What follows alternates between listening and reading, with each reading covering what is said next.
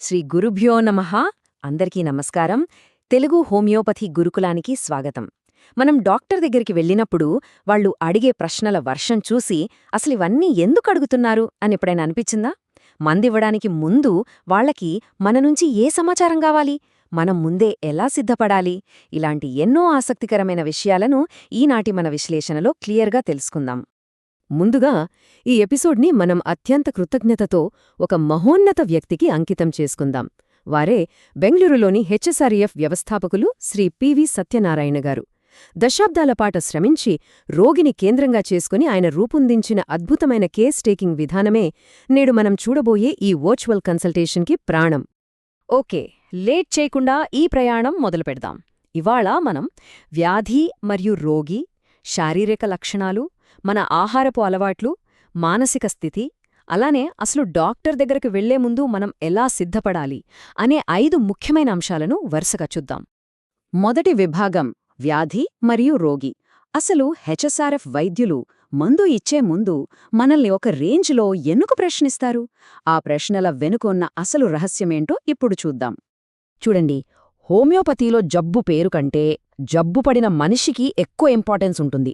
అంటే ఒకే జబ్బు ఇద్దరికొచ్చినా వాళ్ళ శరీరాలు స్పందించే తీరు కంప్లీట్గా వేరుగా ఉంటుంది కదా.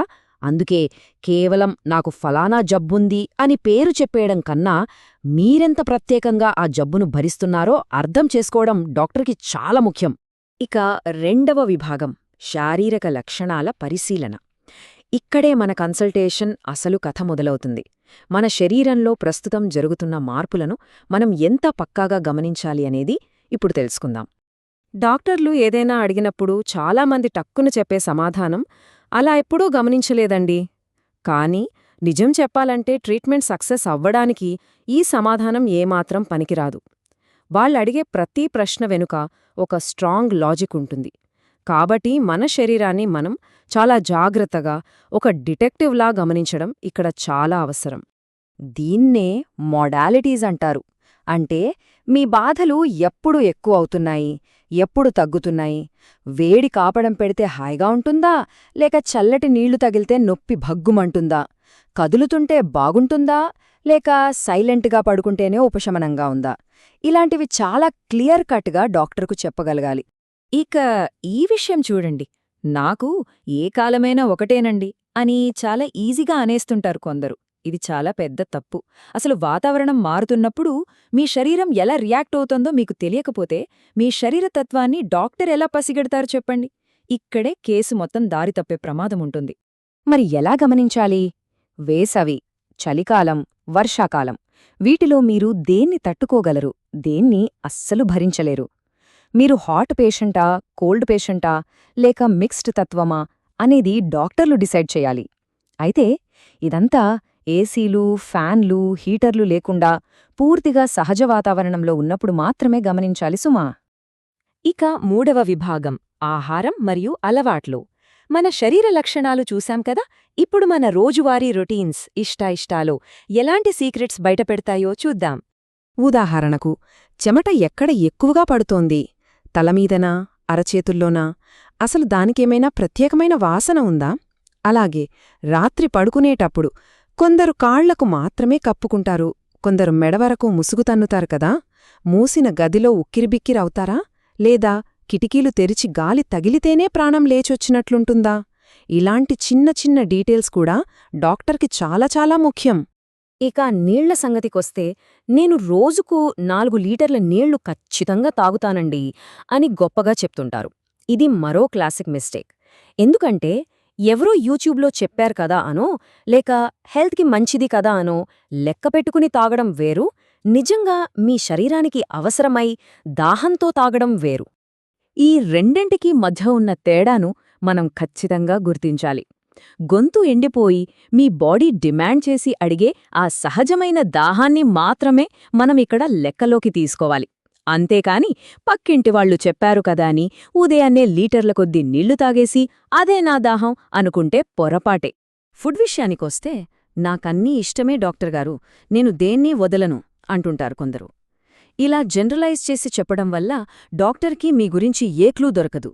మన లోపలి తత్వాన్ని అర్థం చేసుకోడానికి మనకు నచ్చే రుచులే అతిపెద్ద ఆధారాలు. దీన్ని సింపుల్గా అర్థం చేసుకోవాలంటే, ఒక పెళ్లి భోజనానికి వెళ్లారనుకోండి, అక్కడ 100 రకాల ఐటమ్సున్నా సరే మీ చెయ్యి ఆటోమేటిక్గా దేనివైపు వెళ్తుంది?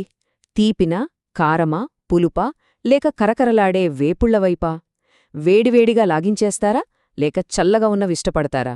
ఇలాంటి మీ న్యాచురల్ క్రేవింగ్స్ను మీరు గమనించి డాక్టర్కు చెప్పాల్సుంటుంది. సరే, ఇప్పటివరకు ఫిజికల్ విషయాలు చూశాం. ఇప్పుడు దాన్ని ఇంకొంచెం డీప్గా తీసుకెళ్దాం. 4వ విభాగం, మానసిక స్థితి విశ్లేషణ. మన మనసు, ఆలోచనలు, భావోద్వేగాల సంక్లిష్టతలోకి ఇప్పుడు ఎంటర్ అవుతున్నాం. మానసిక స్థితి అంటే ఈరోజున్న మూడ్ గురించి కాదండోయ్, ఇది ఒక లాంగ్ టైమ్ లైన్. మీరు చిన్నప్పుడు స్కూల్లో ఎలా ఉండేవారు? చురుకుగానా, నెమ్మదిగానా? ఇప్పుడు పెద్దయ్యాక మీ ప్రవర్తన ఎలా ఉంది? డబ్బు ఖర్చు పెట్టే విధానం, దాచుకునే అలవాటెలా ఉంది?